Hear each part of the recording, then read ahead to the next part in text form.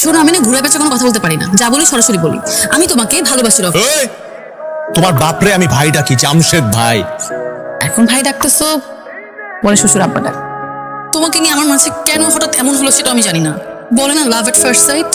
আমি বহুত বন্ধু বান্ধবরা দেখছি এবং তাদের গার্লফ্রেন্ডে দেখছি, যখন প্রেম করে তখন এত বড় বড় কথা বলে, তোমার ছাড়া থাকতে পারবো না, বাঁচতে পারবো না। কিন্তু ঠিক ওই মেয়েগুলাই বিয়ে কইরা পোল্টি মাইটা আরেকটা ছেলের সাথে চলে যায়। আমি যদি এখন চলে যাই, আমি কিন্তু জীবনেও আর তোমার পিছনে আসবো না। আমি তো এটাই চাই, তুমি আমার পেছনে আর কখনো না আসো। সত্যিকারের ভালোবাসা জীবনে সবসময় আসে না। ইয়াসা, তোমার যেখানে বিয়ে ঠিক হয়েছে না করে দাও। আমি হ্যাঁ করে দিয়েছি। সত্যি করে একটা কথা বলি, তুমি পিয়াসা কিন্তু আমার প্রথম ভালোবাসা। এই, তোমার বয়স 29 না? এত সত্যি করে বলো, আমি তোমার কত নাম্বার? এই লাইনে আমি অনেক আগে থেকেই কাছে ছিলাম।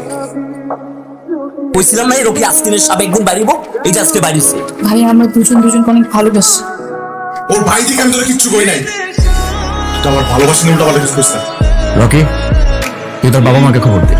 আমার একমাত্র কলিজার টুকরা পিয়াসের সাথে আগামী মাসে তোর বিয়ে।